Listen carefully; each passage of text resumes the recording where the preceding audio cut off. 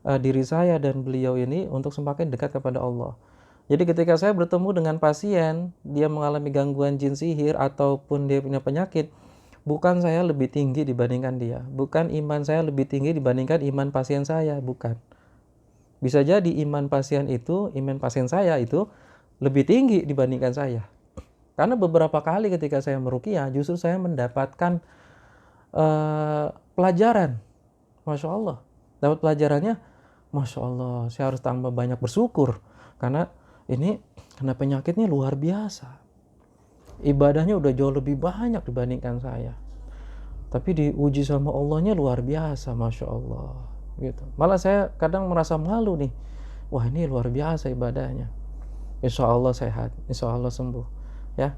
Nah, itu dengan izin Allah sembuh. Beberapa kena penyakit kanker itu dengan izin Allah sembuh. Ada penyakit yang pasiennya sendiri mau dibuatkan video. Nah, beliau hadir nggak di sini? Kayaknya enggak ya. Anaknya itu nggak bisa jalan, hanya bisa tiduran pakai punggungnya ini, miring nggak bisa, tengkurap nggak bisa. Jadi kayak gitu ya. Jadi telentang gitu-gitu aja bisanya. Padahal usianya seharusnya di usia sudah bisa berdiri, sudah bisa lari. Ya. Dicek ke dokter A mengatakan Bellpasi, dokter B mengatakan pengkerutan otak. Jadi setiap dokter analisanya berbeda-beda. Lalu alhamdulillah beliau mengenal satu orang yang pernah berobat dengan saya, akhirnya disarankan ketemu main ke rumah saya sebelum pandemik 2019 tuh, di Oktober apa November apa September lupa. Nah itu tiap hari Ahad beliau datang ke rumah untuk meruqyah anaknya. Tapi yang terjadi apa? Meruqyah anaknya itu intensitasnya tidak banyak. Intensitas yang banyak saya ngobrol dengan suami istri ini, dan saya mensyaratkan kalau datang ke rumah saya, suami istrinya harus ada, bapak ibu harus ada. Jadi anaknya nanti cuma digendong atau ditidurkan. Saya mengajak untuk lebih memahami tentang Islam, konsep penyakit. Ya, akhirnya beliau hijrah dari yang jilbabnya masih transparan, sekarang jilbabnya udah panjang, memperbaiki tutup auratnya secara sempurna. Yang tadinya banyak hal yang beliau dapatkan. Ya, ini beliau sendiri yang mau disampaikan. Akhirnya dibuatkan video atas kemauan beliau ya. Beliau yang bikin, tadinya video tersebut beliau yang bikin, dikirimkan ke saya. Cuman karena beliau pakai background musik sehingga harus saya edit lagi, saya buat lagi di KineMaster. Musiknya saya rubah menjadi suara burung ya. Nah, akhirnya saya posting di YouTube. Itu beliau yang menginginkan supaya orang yang terkena penyakit medis agar tidak berikhtiar ke tempat yang salah, karena kebanyakan datangnya ke tempat-tempat yang salah. Beliau pengen datangnya ke peruqyah, bukan ke saya tapi ke peruqyah ya. Tujuannya itu, kembalilah kepada Allah, ruju ilal haq, ayo kembali ke jalannya Allah ya. Nah, alhamdulillah nanti bisa lihat di YouTube saya itu ada, beliau penyakitnya medis. Dengan penyakit medis setiap Ahad ketemu rutin, alhamdulillah sekarang udah bisa naik tangga, anaknya bisa naik tangga. Dan ini bersinergi. Saya mengajarkan beliau bahwa terapi itu bersinergi. Artinya apa? Artinya tetap nanti harus ada, saya pun dalam melakukan terapi sinergi. Ada hal yang harus dilakukan di tubuh kita. Contohnya melatih anaknya, seperti senam bayi kan ada tuh, kakinya mesti digerakkan ya. Terus ada tapping, melancarkan aliran darah. Ini kan titik-titik akupuntur nih, yang secara medis terbukti bahwa bisa melancarkan darah, melancarkan sel-sel saraf dalam tubuh ya. Secara medis terbukti ya. Berarti boleh dilakukan akupuntur, boleh. Kalau tidak takut bekam, cuman beliau nggak pakai bekam waktu itu, hanya pakai tapping ya, sama dilatih kakinya. Saya minta agar dilatih dan bersabar. Itu alhamdulillah tuh berhentinya kalau nggak salah karena ada pengumuman COVID. Jadi pas kita pandemi pertama setahun yang lalu berarti ya, bulan Maret, seingat saya kan, mulai di Jakarta itu sudah mulai di PSBB itu. Nah pada saat itu sudah beliau tidak ke tempat saya lagi karena di daerah beliau ada yang terkena ya. Beliau di Depok ada yang terkena, tetangganya apa? Kalau nggak salah beliau mengatakan, sehingga merasa khawatir hingga tidak datang lagi. Cuman saya mengajarkan beliau tentang ruqyah mandiri dan konsep-konsep. Dan sampai saat ini masih menerima broadcast doa-doa. Ya, perubahan dalam keseharian. Contohnya tentang hutang, riba, itu semuanya dibahas tuh dalam pertemuan-pertemuan.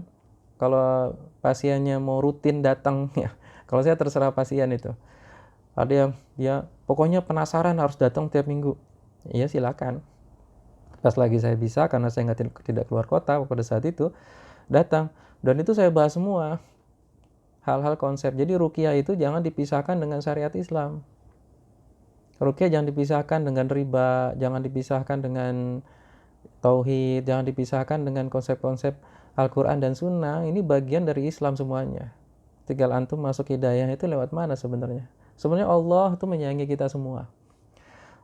Saya memahami bahwa ketika saya ketemu seorang yang sedang sakit, pasien saya yakin hari ini tuh pertemuan kita nih sekarang pun, ini tanda Allah mencintai kita semua. Tanda Allah menyayangi kita semua.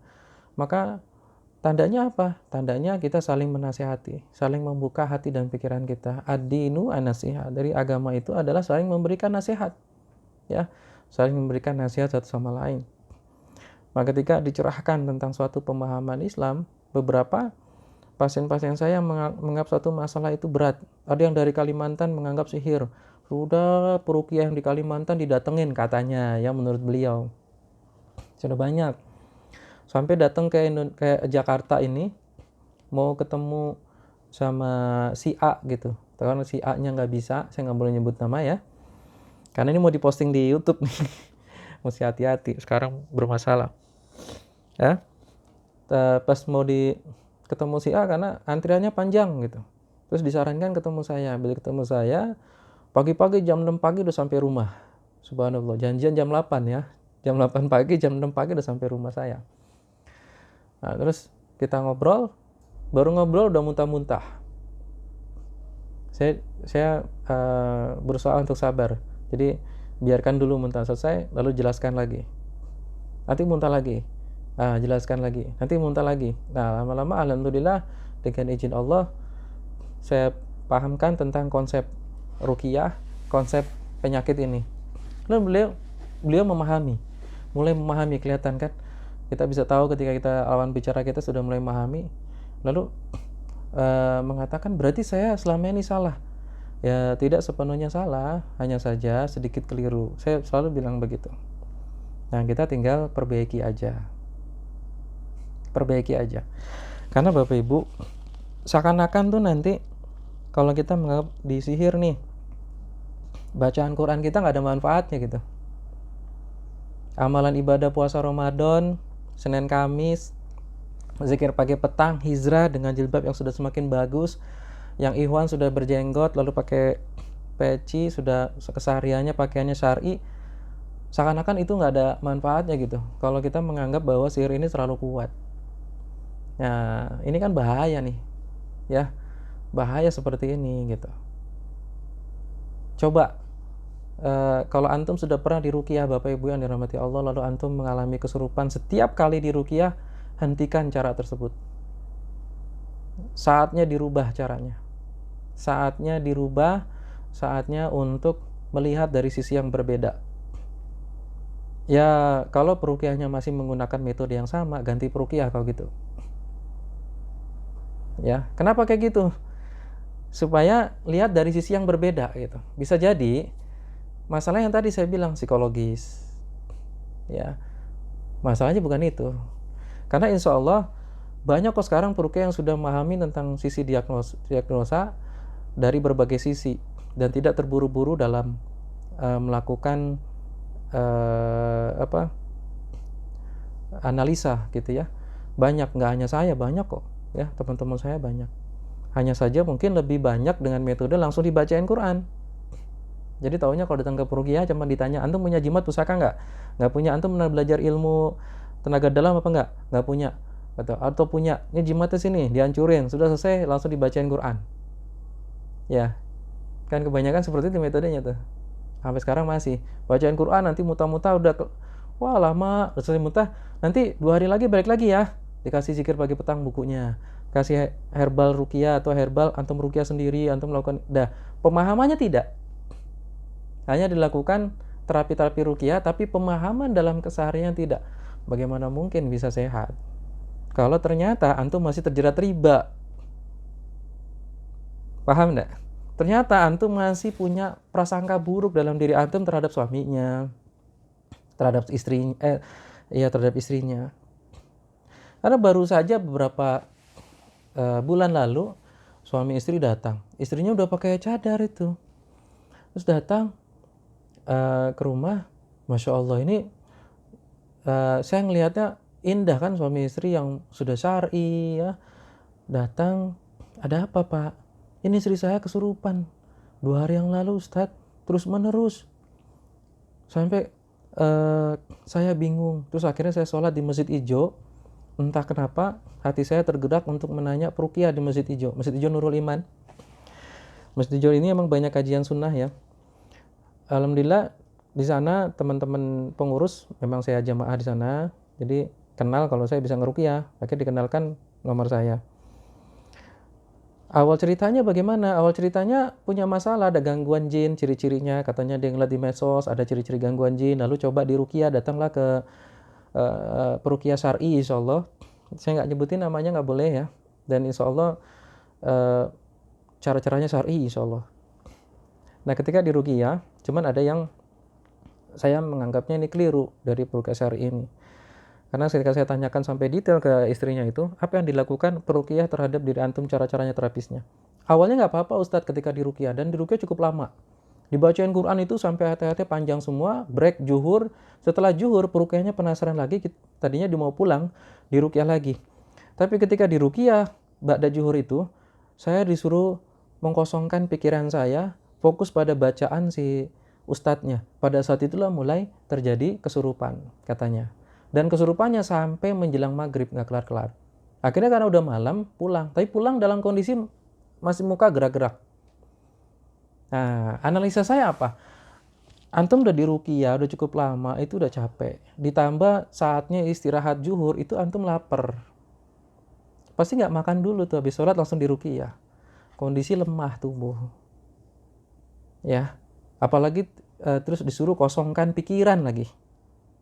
Gak boleh ruqyah itu mengkosongkan pikiran, dibacain Quran, kosongkan pikirannya, gak boleh. Terus dipanggil sama peruqyahnya, ayo jin yang ada di tubuh ini keluar, bicara. Wah udahlah, itu mah namanya antum fokusnya bukan untuk mencari suatu solusi, tapi ingin ngobrol sama jin. Kalau hanya ingin ngobrol sama jin, semua manusia dijadikan sarana seperti itu juga bisa, nggak usah pakai ciri gangguan jin. Ya. Dan paranormal kan biasa kayak gitu. Nah ini kadang terjadi syubhat, ya, syubhat dalam prakteknya. Saya dulu lakukan itu. Nih saya jujur sama Bapak Ibu. Saya dulu lakukan itu, metode awal-awal saya belajar. Makanya saya terus memperbaiki diri dan saya bertobat dengan cara-cara yang kayak gitu. Ya, dan saya tidak lakukan lagi, saya tinggalkan. Pegang lehernya, lalu jin yang ada dalam tubuh si A, ayo keluar, saya mau bicara sama antum. Nah kalau ada caranya kayak gitu, pasti jinnya, kalau ada gangguan jin, jelas jinnya akan keluar dalam bentuk kesurupan si pasiennya. Tapi apakah menyelesaikan masalah? Tidak. Tujuan ruqyah apa? Dapat solusi, bisa sehat, bisa bahagia, bukan sensasi kan? Atau antum pengen kesurupan? Nah ini kalau antum pengen kesurupan ya lain hal. Soalnya ada pasien yang datang, Ustadz saya nggak merasakan apa-apa. Emang maunya apa? Maunya kesurupan. Maunya kesurupan. Ya kalau mau kesurupan jangan di saya, karena saya udah nggak mau metode kayak gitu. Ya. Lalu ketika sudah selesai beliau cerita, lalu saya ajak untuk berdiskusi permasalahannya, ada apa sebenarnya. Yang saya jelaskan panjang lebar tentang konsep ruqyah dan penyakit. Lalu baru kena di antara salah satunya, yaitu penyebab terjadinya awal mulanya gangguan, ciri-ciri gangguan jin. Nah, istrinya memiliki rasa kesal, sakit hati terhadap suaminya. Nah, kesal sakit hati terhadap suaminya dan juga mertuanya. Ini menimbun.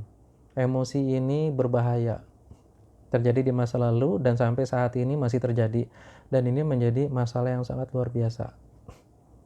Ya, masalah emosi yang sangat luar biasa yang akhirnya tidak bisa menerima masa lalunya, tidak bisa menerima kondisi saat ini.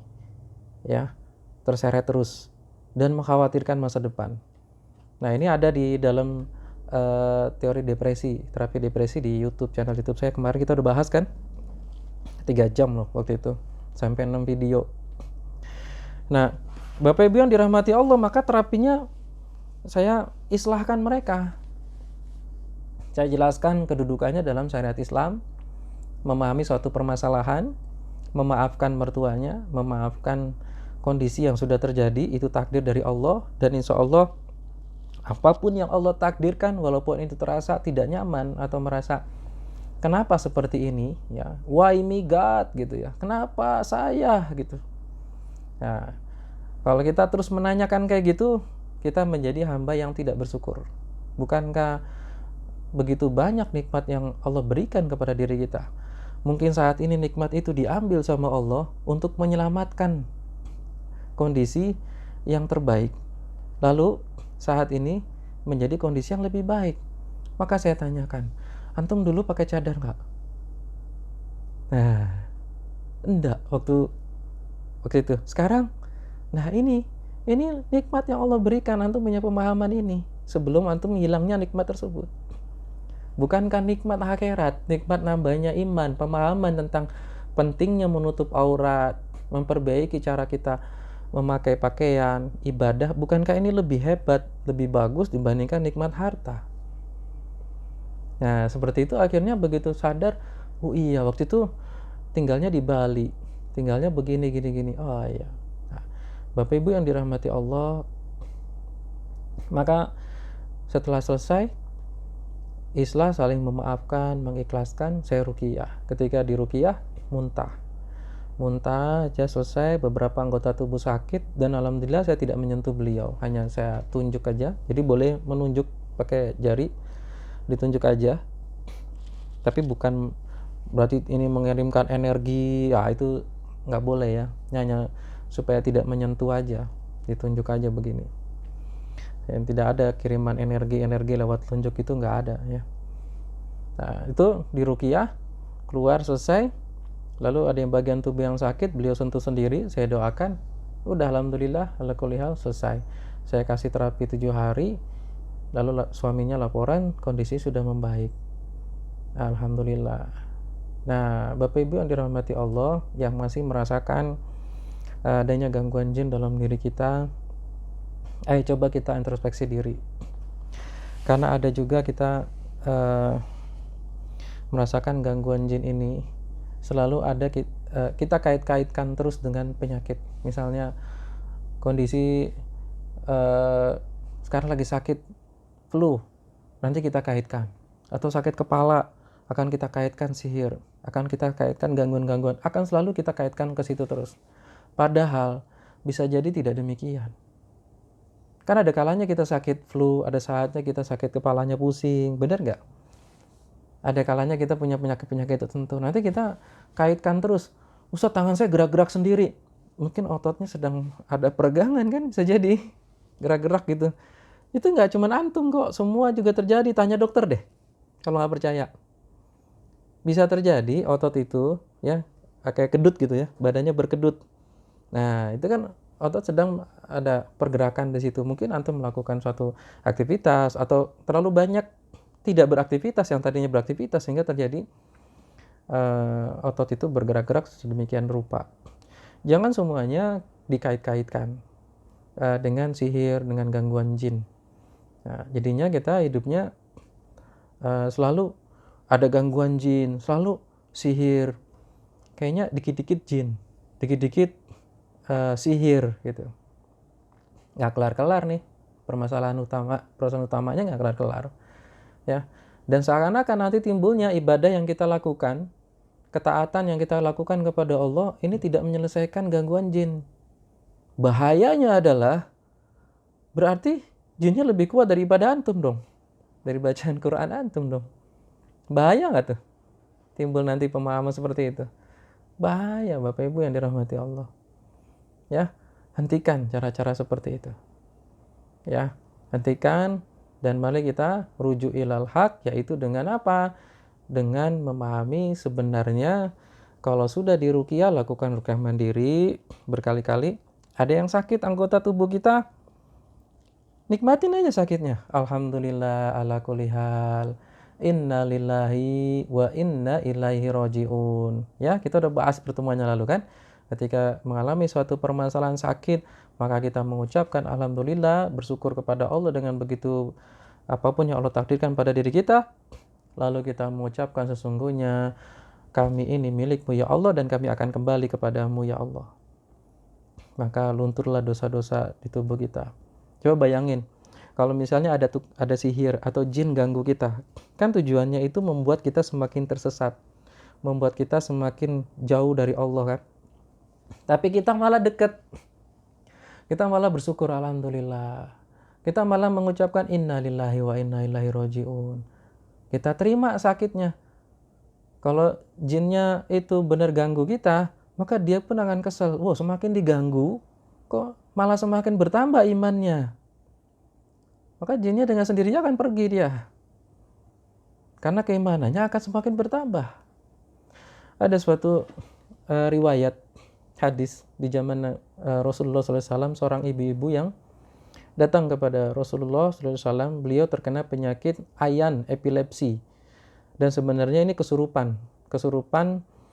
Dalam kitabnya Syekh Wahid Abdul Salam Bali, beliau peruqyah senior, beliau mengatakan ini kesurupan lokal ya. Jadi jatuh tubuhnya. Ya kalau medisnya itu epilepsi atau ayan. Lalu datang ke Rasulullah SAW minta didoakan. Ketika minta didoakan kesembuhan, maka beliau mengatakan kepada si ibu, ada dua takdir yang terjadi. Yang pertama, kalau didoakan sekarang, ibu sembuh insya Allah dari semua penyakit. Yang kedua, kalau ibu mau sabar, tetap ruqyah mandiri, tetap berikhtiar sembuh ya, minum herbal. Tapi ibu nggak sembuh-sembuh nih, sampai ibu meninggal. Maka Allah menjanjikan surga. Ibu masuk surga tanpa hisab. Ibu pilih mana nih? Maka ibu itu tentunya milih nomor 2 kan. Mimpi, gak apa-apa saya sakit ya Rasulullah. Yang penting saya bisa masuk surga. Yang penting saya selamat di akhirat. Maka ibu itu hanya minta didoakan apa? Kalau saya kesurupan di pasar, di tempat umum, ya Rasulullah doakan. Jangan sampai aurat saya itu terbuka. Padahal ibu itu, di dalam sebuah kisah ini, guru saya mengkisahkan bahwa ibu ini kulitnya hitam, kelam, ya. Jadi kalau diibaratkan gini, artinya kalau auratnya tersingkap pun orang tuh nggak mau lihat gitu. Paham maksudnya ya? Jadi nggak mau lihat, nggak akan terangsang, nggak akan ada laki-laki mau ngelihat dia gitu, kulitnya hitam. Tapi itu bukan tujuan utama dalam Islam. Tujuannya apa? Aurat antara diri antum seorang akhwat terhadap Allah. Mau antum seperti apapun kulitnya, ketika itu disuruh menutup. Ya, mau orang nanti ngelihat lalu nanti timbul syahwat atau tidak, itu urusan dia dengan Allah. Tapi urusan bagi kita kepada Allah adalah menutup aurat karena itu kewajiban. Maka beliau, si ibu itu minta agar tertutup, tetap tertutup. Ya, para ulama menjelaskan orang pun nggak akan mau lihat gitu, artinya gitu. Jadi apalagi orang Indonesia yang kulitnya putih atau kulitnya eksotis ya, yang bahaya gitu kalau sampai terlihat. Ini yang kulit kelam hitam aja sampai seperti itu. Lalu guru saya mengatakan sampai-sampai pernah terjadi itu didoakan sama Rasulullah akan ketutup terus auratnya ketika dia kesurupan. Maka ibu ini menjalani hidupnya dengan ruqyah mandiri, minum herbal, tapi sabar, ikhlas, tenang, dan dia tahu akan kesurupan. ikhlas nerima, nanti bangun lagi udah. Terus ketika itu pernah di pasar terjadi kesurupannya itu bukan kesurupan 100% ya. Jadi anggota tubuh aja yang bergerak. Pernah terjadi lepas lalu pakaiannya itu tersingkap gitu ya, kebuka. Ini guru saya mengatakan kiswah Ka'bah itu sampai terbang nutupin tubuhnya. Masya Allah. Karena didoakan oleh Rasulullah SAW bahwa dia tidak akan tidak akan terbuka auratnya, maka pada saat itu pernah dia kesurupan, kebuka, dan itu kejadian itu bikin kaget karena kiswah Ka'bah itu terbang menutupi tubuh wanita tersebut. Ya, Masya Allah. Bapak Ibu yang dirahmati Allah. Sampai ibu itu meninggal, maka Rasulullah SAW mengatakan kepada para sahabat, saksikanlah ahli surga, ahli surga, ahli surga. Masya Allah. Bapak Ibu yang saat ini merasakan suatu penyakit, nikmati penyakitnya. Yakinlah ini sebagai pengukur dosa. Jangan mengatakan, dosa saya banyak banget sih Ustadz, sampai saya kok nggak sembuh-sembuh. Jangan mengatakan demikian Bapak Ibu. Jangan ya. Seakan-akan merendahkan diri juga itu. Merendahkan, jangan ya. Tapi yakinlah kepada Allah. Allah tahu yang terbaik. Mungkin dengan cara seperti ini terjaga iman kita. Gitu. Mungkin kalau kita terlalu banyak keleluasaan, tidak ada penyakit sama sekali, malah menyebabkan kita terperosok kepada kemaksiatan. Ya, maka ketika kita mendapatkan satu masalah apapun, penyakit, gangguan jin, maka yakinlah bahwa ini suatu nikmat yang Allah berikan kepada diri kita untuk menjaga diri kita. Untuk menjaga diri kita. Maka doa yang harus kita baca, yang sebagaimana Rasulullah SAW baca, banyak beliau baca dalam setiap hari, yaitu ya muqallibal qulub sabis qalbi ala dinik. Dan juga doa Rabbana atina fid dunya hasanah wa fil akhirati hasanah wa qina azabannar. Ya Allah, Engkau bolak-balikan hati kami, maka tetapkanlah hati kami lurus jalan agamamu ya Allah, mengikuti sunnahnya Rasulullah Shallallahu Alaihi Wasallam. Ya Allah, berikanlah keberkahan kebaikan dunia dan akhirat kami. Nah, ini banyakin doa ini pada saat sujud, ruku, boleh ya, boleh. Baik Bapak Ibu, ini yang saya utarakan, kita udah 1 jam ini. Nanti di YouTube udah pasti 2 video karena ternyata kepotong. Saya pasti pakai kamera depan ini, jadi ternyata dia nggak bisa lanjut, kepotong setiap 30 menit. Bapak Ibu, insya Allah sudah paham ya. Sekarang saya buka tanya jawab, silakan yang ingin bertanya via audio, diaktifkan audionya lalu bertanya, silakan.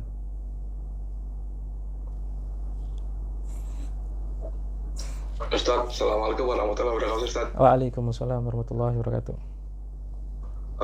Mau tanya Ustaz, jadi apa syarat-syaratnya yang harus dimiliki oleh seorang peruqyah mandiri sehingga bisa apa yang dilakukan bisa efektif? Karena kadang-kadang beberapa kali saya melihat juga yang dibaca sama, yang dilakukan sama, tapi hasilnya beda. Atau mungkin yang dibaca seseorang lebih sedikit dibandingkan dengan yang orang lain yang dibaca lebih banyak, tapi yang efektif justru yang lebih sedikit. Itu kira-kira syarat seorang menjadi peruqyah mandiri itu apa, Ustaz? Baik, terima kasih atas pertanyaannya sangat bagus dan ini harus diperbaiki. Bukan peruqyah mandiri ya. Kalau peruqyah itu adalah seseorang yang meruqyah orang lain ya. Jadi bukan peruqyah mandiri, tapi ruqyah mandiri ya. Karena kalau peruqyah adalah seorang terapis, dia melakukan terapi terhadap orang lain, maka disebut peruqyah. Tapi kalau kita melakukan pada diri sendiri, kita bukan terapis, kita melakukan terapi untuk diri sendiri, ruqyah mandiri.